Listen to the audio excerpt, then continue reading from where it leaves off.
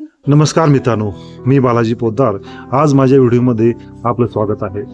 आज आपण डिस्कस करणार आहोत महाराष्ट्राचं एक ज्येष्ठ नेतृत्व शरदचंद्रजी पवार यांच्या संदर्भात. मित्रांनो, या पुरोगामी महाराष्ट्रामध्ये आधुनिक महाराष्ट्राचं किंवा आधुनिक विचाराचं रोपटं लावणारा नेता म्हणजेच शरदचंद्रजी पवार होय. मित्रांनो, नुकताच विधानसभेचा निकाल लागला आणि या विधानसभेच्या निकालामध्ये शरदचंद्रजी पवार यांच्या राष्ट्रवादी गटाला थोड्या कमी जागा मिळाल्या, तर विरोधकांची व राजकीय विश्लेषकांची कुई चालू झाली. मित्रांनो, शरद पवार यांचं राजकीय अस्तित्व संपलं असं देखील म्हणत आहेत, परंतु शरद पवार हे राजकारणातले ते वस्ताद आहेत ज्यांनी हा संपूर्ण महाराष्ट्र घडवला आणि या महाराष्ट्राच्या विकासाला हातभार लावला. मित्रांनो, कॉलेजचं GS म्हणजे जनरल सेक्रेटरी हे पद ते डायरेक्ट मंत्रालय, मुख्यमंत्री, केंद्रीय मंत्री असा प्रवास शरदचंद्रजी पवार यांनी पूर्ण केला आहे.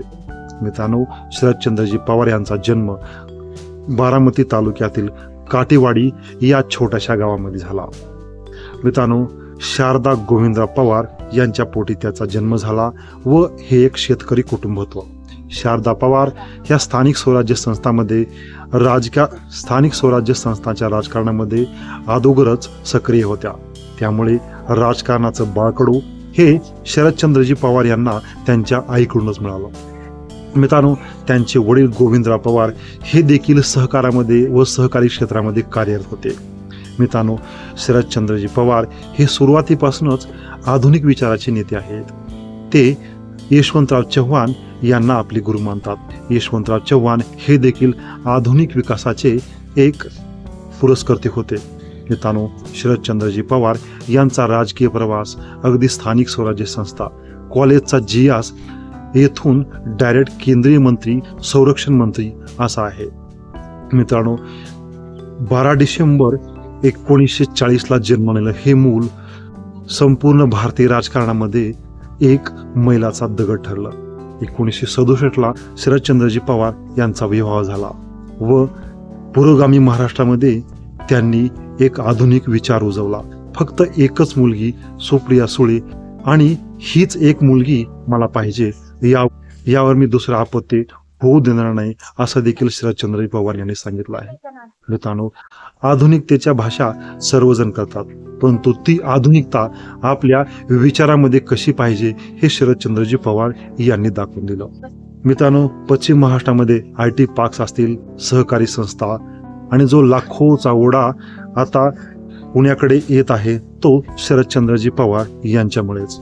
मित्रांनो, शरदचंद्रजी पवार हे एक राजकारणामधलं मोठं नाव आदरानं घेण्यात येईल पुढच्या काळामध्ये आणि शरदचंद्रजी पवार यांच्या कार्याचं मूल्यमापन जेव्हा पण होईल किंवा महाराष्ट्राच्या आधुनिक विचाराचं मूल्यमापन ज्यावेळेस होईल त्यावेळेस शरदचंद्रजी पवार यांचं नाव सोनेरी अक्षरामध्ये नक्कीच लिहिलं जाईल.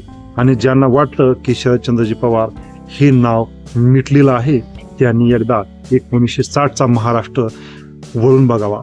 नैसर्गिक आपत्ती असेल, किल्लार येथे 1993ला झालेला महाराष्ट्राचा जो भूकंप असेल त्या भूकंपामध्ये शरदचंद्रजी पवार यांनी जे पुनर्वसनाचं काम केलं ते उल्लेखनीय काम आहे.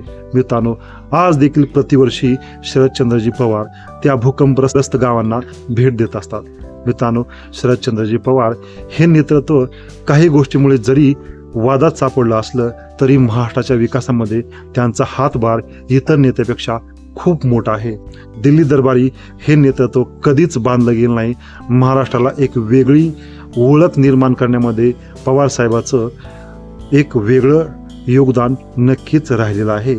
पवार साहेबांच्या पुढील वाटचालीच आपण शुभेच्छा देऊ. महाराष्ट्राच्या विकासामध्ये जो त्यांचा हातभार लागलेला आहे त्याबद्दल त्यांना धन्यवाद.